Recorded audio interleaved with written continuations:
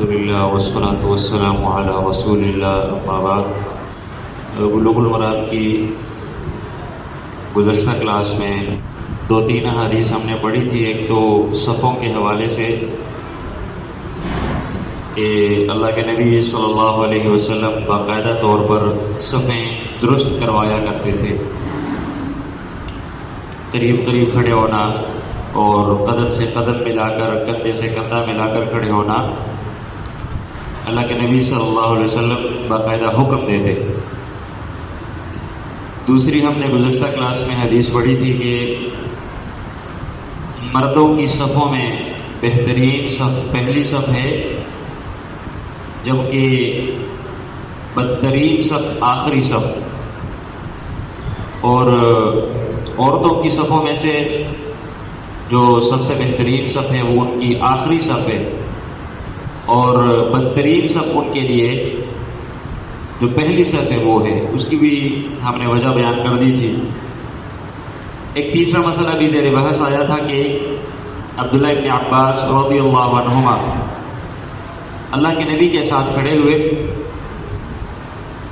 رات کے وقت نماز میں، تو اللہ کے نبی صلی اللہ علیہ وسلم نے نماز کے دوران ہی ان کو سر سے پکڑ کر پیچھے گھمایا اور اپنے دائیں صاحب طرف جو ہے نا وہ کھڑا کر دیا تھا، جس سے یہ معلوم ہوتا کہ اگر دو بندوں نے جماعت کرانی ہو تو اس صورت میں دونوں کو ایک ساتھ کھڑا ہونا لازمی ہے۔ دونوں ایک ساتھ کھڑے ہوں گے جب دو بندے جماعت کرا رہے ہوں۔ اگر 3 ہیں تو پھر 2 پیچھے کھڑے ہو جائیں، امام صاحب آگے ہوں گے۔ آج ہم نے حدیث نمبر 412 پڑھنی ہے۔ وعن انس رضی اللہ عنہ قال، انس رضی اللہ تعالیٰ عنہ سے مروی ہے، انہوں نے کہا صلی رسول اللہ صلی اللہ علیہ وسلم، اللہ کے نبی صلی اللہ علیہ وسلم نے جماعت کرائی، فقمت انا، بس کھڑا ہو گیا میں، ویتیم، اور ایک چھوٹا بچہ، خلفہ، اللہ کے نبی کے پیچھے، وام سلیم خلفنا، اور ام سلیم رضی اللہ تعالی عنہ وہ ہمارے پیچھے کھڑی ہو گئی۔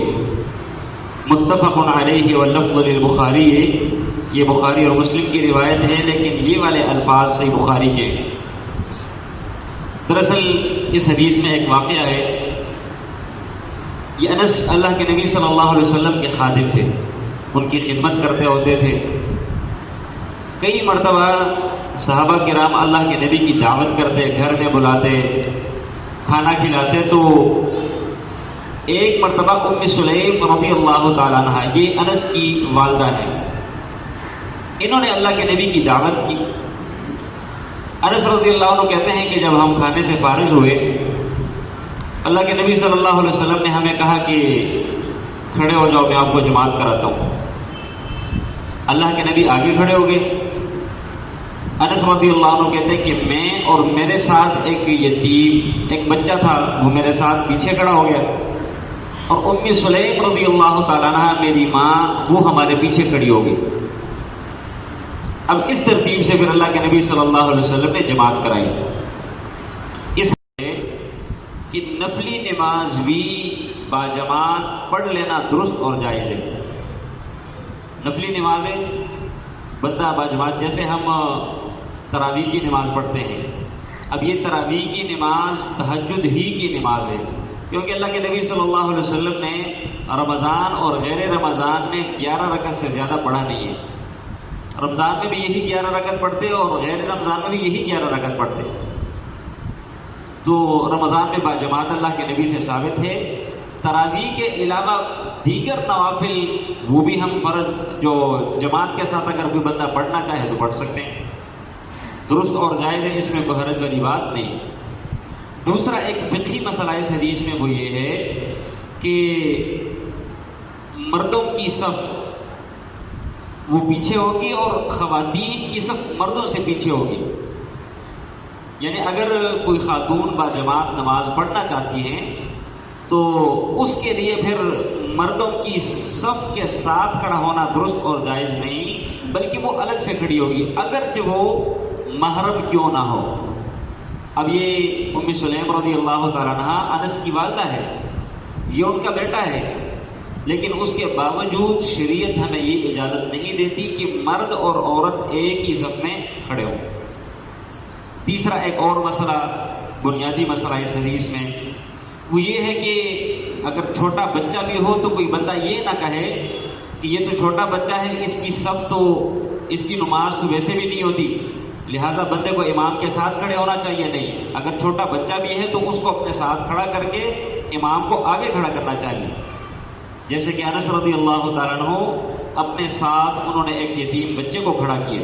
یتیم صحیح بخاری، یہ سنن ابو داؤد وغیرہ میں روایت موجود ہے۔ اللہ کے نبی صلی اللہ علیہ وسلم نے فرمایا کہ لا یتم بعد احتلام، بلوغت کے بعد یتیمی ختم ہو جاتی ہے۔ یتیم اس بچے کو کہا جاتا ہے کہ بلوغت سے قبل اس کا باپ فوت ہو جائے اور یہ ابھی نابالغ ہو۔ جب یہ بالغ ہو گیا تو اس کے بعد اس کی یتیمی ختم ہوگی، اس کو ہم یتیم نہیں کہہ سکتے شریعت کی روشنی میں۔ تو یہ یتیم کا لفظ یہ دلالت کرتا ہے کہ وہ بچہ نابالغ تھا، وہ چھوٹا تھا، جس کے اوپر ابھی نماز فرض نہ تھی۔ ایک اور بنیادی مسئلہ اس حدیث میں، صحابہ کرام کا اللہ کے نبی صلی اللہ علیہ وسلم کے ساتھ محبت اور پیار، اللہ کے نبی کو اپنے گھر دعوت دیتے باقاعدہ۔